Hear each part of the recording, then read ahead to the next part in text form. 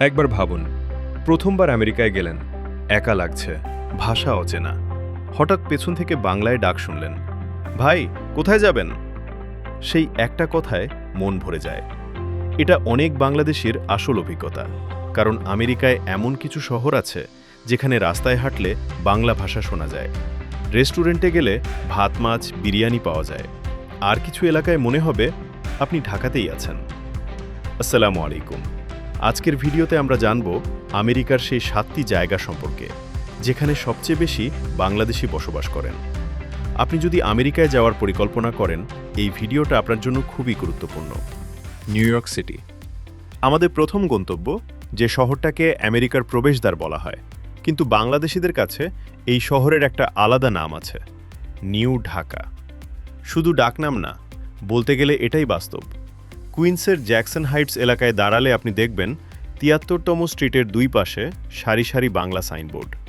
Dhaka food corner, Sylheti kitchen, Bangladesh grocery.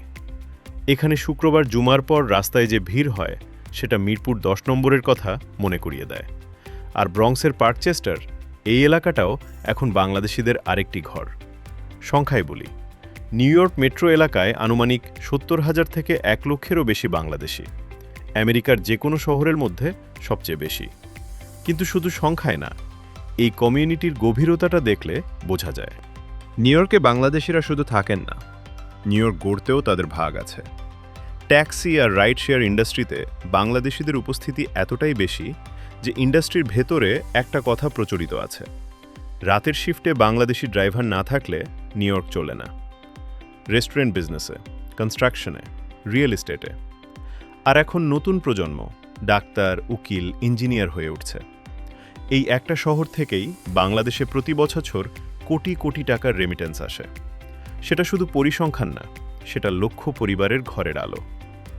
New York থেকে মাত্র ২০ মিনিটের দূরত্বে একটা ছোট শহর আছে, যেটা অনেকেই চেনেন না, কিন্তু বাংলাদেশিরা এই শহরটাকে নিজেদের করে নিয়েছেন, যে স্থানীয় আমেরিকানরাও এখন এই এলাকাকে লিটল বাংলাদেশ বলেই ডাকেন। Paterson, New Jersey. এই শহরের ইতিহাস আছে। আমেরিকার প্রথম ইন্ডাস্ট্রিয়াল সিটি হিসেবে পরিচিত প্যাটারসন একসময় ছিল সিল্ক ইন্ডাস্ট্রির কেন্দ্র, কিন্তু সেই কারখানাগুলো বন্ধ হয়ে যাওয়ার পর শহরটা অনেকটাই নিস্তেজ হয়ে পড়েছিল। তারপর এলেন বাংলাদেশিরা। মেইন স্ট্রিট আর মার্কেট স্ট্রিট ধরে হাঁটলে এখন আর শূন্য দোকান দেখবেন না।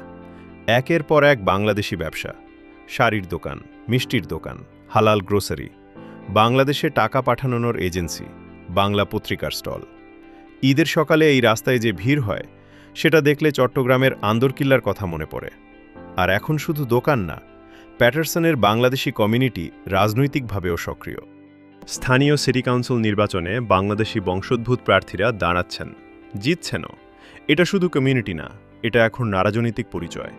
পরিবার নিয়ে সেটেল হওয়ার জন্য প্যাটারসন এখন অন্যতম সেরা পছন্দ। নিউ ইয়র্কের পাশেই, কিন্তু ভাড়া অর্ধেক, আর চারদিকে নিজের মানুষ। পরের শহরটা ভাবলে হয়তো অবাক হবেন, এটা উত্তরের ঠান্ডা শহর না, এটা রোদ আর সমুদ্রের শহর। কিন্তু বাংলাদেশিরা এই গরম শহরেও নিজেদের একটা পৃথিবী বানিয়ে নিয়েছেন। Orlando, Florida. সারা পৃথিবী এই শহরকে চেনে, Disney World, Universal Studio, Sea ওয়ার্ল্ডের শহর হিসেবে। কিন্তু এই থিম পার্কের শহরেই এখন হাজার হাজার বাংলাদেশি পরিবার বসবাস করছেন। অরল্যান্ডোই কেন? একটু ভাবুন। ফ্লোরিডায় কোনো স্টেট ইনকাম ট্যাক্স নেই, মানে আপনি যা আয় করবেন তার বেশিটা আপনার হাতে থাকবে। ট্যুরিজম ইন্ডাস্ট্রিতে সারা বছর কাজ, হোটেল, রেস্টুরেন্ট, ট্রান্সপোর্ট, এই সেক্টরে প্রচুর চাকরি। আর আবহাওয়া, ফ্লোরিডার গরম আর্দ্র আবহাওয়া অনেক বাংলাদেশির কাছে পরিচিত লাগে। উত্তরের শহরের মতো তুষারঝড়ের ভয় নেই, শীতকালেও কাঁপতে হয় না। অরল্যান্ডোর ডাক্তার ফিলিপসের এলাকায় এখন বাংলাদেশি পরিবারের ঘনত্ব বেশি। এখানে বাংলাদেশি মসজিদ আছে, কমিউনিটি অর্গানাইজেশন আছে, রমজান মাসে ইফতার পার্টি হয়। Los Angeles, California. হলিউডের শহর, স্বপ্নের শহর। কিন্তু এখানকার বাংলাদেশি কমিউনিটির গল্পটা অন্যরকম। নিউ ইয়র্কে যেখানে পাড়ায় পাড়ায় বাংলাদেশি, এখানে সেটা নেই। এলেতে যারা আছেন তারা মূলত তরুণ, উচ্চশিক্ষিত, প্রফেশনাল। সিলিকন ভ্যালি আর এলের টেক কোম্পানিগুলোতে Bangladeshi engineer, software developer, data scientist, এদের উপস্থিতি এখন চোখে পড়ার মতো। গুগল, মেটা, অ্যামাজন, নেটফ্লিক্স, এই কোম্পানিগুলোতে বাংলাদেশি বংশোদ্ভূত কর্মীরা কাজ করছেন। হলিউডের পেছনের দলে বাংলাদেশি ট্যালেন্ট ধীরে ধীরে জায়গা করে নিচ্ছেন। Houston, Texas. এই শহরের একটা পরিচয় আছে, আমেরিকার এনার্জি ক্যাপিটাল। নাসার জনসন স্পেস সেন্টার এখানে। টেক্সাস মেডিকেল সেন্টার, পৃথিবীর বৃহত্তম মেডিকেল কমপ্লেক্সগুলোর একটি এখানে। আর পেট্রোলিয়াম ইন্ডাস্ট্রির বৈশ্বিক কেন্দ্র এখানে। এই শহরে বাংলাদেশিদের টানার কারণ অনেক। প্রথমত, টেক্সাসে কোনো স্টেট ইনকাম ট্যাক্স নেই, যার মানে ক্যালিফোর্নিয়া বা নিউ ইয়র্কের চেয়ে হাতে অনেক বেশি টাকা থাকে। দ্বিতীয়ত, লিভিং কস্ট। নিউ ইয়র্কে যে অ্যাপার্টমেন্ট ভাড়া নেন মাসে $3,000, হিউস্টনে সেটা পাবেন $1,200 থেকে $1,500। খাবারের দাম, গ্যাসের দাম সব মিলিয়ে এখানে অনেক সাশ্রয়ী। Petroleum engineering, chemical engineering, medical, এই ফিল্ডগুলোতে বাংলাদেশি প্রফেশনালরা দীর্ঘদিন ধরে সফলভাবে কাজ করছেন। অনেকেই এনার্জি কোম্পানি ও হাসপাতালে সিনিয়র পদে আছেন। আর কমিউনিটির দিক থেকেও হিউস্টন এখন শক্তিশালী। হিলক্রফট অ্যাভিনিউ, এই একটা রাস্তায় হাঁটলে দেখবেন দক্ষিণ এশিয়ার পুরো একটা বাজার।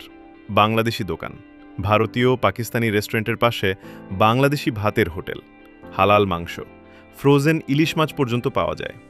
বাংলা মুদির দোকানে দেশি সেমাই, পিঠার গুড়, চিটাগুড়ের শুটকি পর্যন্ত মেলে। হিউস্টনের বাংলাদেশি কমিউনিটি এখন এতটাই বড় যে এখানে বাংলাদেশি আমেরিকান কমিউনিটি অ্যাসোসিয়েশন সক্রিয়ভাবে কাজ করছে। 21শে ফেব্রুয়ারি পালিত হয়, স্বাধীনতা দিবস হয়, বিজয় দিবস হয়, বড় জমায়েতে হয় বৈশাখী মেলা, আর রমজানে ইফতার মাহফিল ও কমিটি করে আয়োজন করে। শুধু তাই নয়, হিউস্টনে বেশ কয়েকটি মসজিদে জুম্মার বাংলা খুতবা দেওয়া হয়, আর স্থানীয় ব্যাংক ও রিয়েল এস্টেট অফিসে বাংলাভাষী কর্মী পাওয়া যাওয়া এখন সাধারণ ব্যাপার। ডিট্রয়েট, মিশিগান, এই নামটা শুনলে অনেকের মাথায় আসে গাড়ির শহর, ফোর্ড, জিএম, ক্রাইসলারের শহর। কিন্তু এই শহরের বাংলাদেশি কমিউনিটির গল্পটা আমেরিকার অন্য সব শহরের চেয়ে অনেক পুরনো। 1970 থেকে 80-এর দশকে যখন বাংলাদেশ সবে স্বাধীন হয়েছে, তখন অনেক বাংলাদেশি সাহস করে আমেরিকায় পাড়ি দিয়েছিলেন। এসে নেমেছিলেন ডিট্রয়েটে, কারণ এখানে অটোমোটিভ ইন্ডাস্ট্রি আর ম্যানুফ্যাকচারিং সেক্টরে প্রচুর কাজ ছিল, ফ্যাক্টরির কাজ, যাতে ভাষা বা ডিগ্রি বড় বাধা ছিল না। সেই মানুষগুলো আর ফিরে যাননি। তাদের ছেলেমেয়েদের ছেলেমেয়েরা, মানে তৃতীয় প্রজন্ম, ডেট্রয়েটে বড় হচ্ছে। এরা পরিচয়ে আমেরিকান, কিন্তু রান্নাঘরে এখনও মায়ের হাতের ভাত মাছের গন্ধ। ঘরে এখনও বাংলায় কথা হয়। অনেকে আবার মেডিকেল, ইঞ্জিনিয়ারিং, আইন পেশায় সাফল্য অর্জন করেছে। নতুনদের জন্য এখানে সেটেল হওয়া অনেক সহজ, কারণ পুরনো community rental help, job referral, এমনকি প্রথম গাড়ি কিনতেও গাইড করে। ডেট্রয়েটে এখন বাংলাদেশি রেস্তোরাঁ আছে, যা 30 বছরের পুরনো। হ্যামট্রাম্প ও ওয়ারেন এলাকায় ছোট ছোট বাংলা মুদি দোকান আছে, যেখানে দেশি লেবু, পানের পাতা, এমনকি শীতকালে পিঠার বানানোর সামগ্রী মেলে। অনেক বাংলাদেশি এখন রিয়েল এস্টেট আর ট্রান্সপোর্ট ব্যবসার সঙ্গেও যুক্ত। তবে চ্যালেঞ্জ আছে। শীত এখানে কঠোর, আর অর্থনীতি অতীতে ধাক্কা খেলেও বাংলাদেশিরা এখনও টিকে আছে। অ্যাটলান্টা, জর্জিয়া, এটি হলো ভবিষ্যতের শহর। অ্যাটলান্টাকে একটু বুঝতে হলে একটা তথ্য দিই। আমেরিকার সবচেয়ে ব্যস্ত বিমানবন্দর কোনটা? জেএফকে না, LAX না, হার্টসফিল্ড জ্যাকসন অ্যাটলান্টা ইন্টারন্যাশনাল এয়ারপোর্ট। পরপর 20 বছরেরও বেশি সময় ধরে একটা বিমানবন্দর এত ব্যস্ত, মানে মানুষ, পণ্য, ব্যবসা, চাকরি সব এখানে চলাচল করে। এই একটা ব্যাপার বলে দেয় অ্যাটলান্টা আমেরিকার কতটা গুরুত্বপূর্ণ সংযোগস্থল। আর ব্যবসার দিক থেকেও delta airlines, Coca-Cola, CNN, home depot, UPS, এদের সবার হেডকোয়ার্টার এই শহরে। তার উপর টেক, লজিস্টিক্স, হেলথ কেয়ারতেও বড় বড় কোম্পানি আসছে, মানে জব মার্কেট একেবারে জীবন্ত। কিন্তু লিভিং কস্ট নিউ ইয়র্কের অর্ধেকেরও কম। ওয়াশিংটন ডিসি, বোস্টন, শিকাগোর তুলনায় অনেক সাশ্রয়ী। সাথে জর্জিয়ার মৃদু জলবায়ু, দীর্ঘ বসন্ত আর গ্রীষ্ম ডেট্রয়েটের মতো তীব্র ঠান্ডা থেকে অনেকটাই ভিন্ন। এই সমীকরণটা বাংলাদেশিদের কাছে অনেক আকর্ষণীয়। গত 5 বছরে অ্যাটলান্টায় বাংলাদেশি জনসংখ্যা দ্রুত বৃদ্ধি পাচ্ছে। বিশেষ করে ক্লার্কস্টন আর নরক্রস এলাকায় বাংলাদেশি পরিবারের সংখ্যা বাড়ছে। ক্লার্কস্টন পুরো যুক্তরাষ্ট্রেই শরণার্থী ও ইমিগ্রেন্টদের জন্য মডেল কমিউনিটি হিসেবে পরিচিত। সেখানে আফ্রিকান, ভুটানি, সিরিয়ানদের পাশাপাশি এখন বাংলাদেশিরাও এখানে সেটেল হচ্ছে।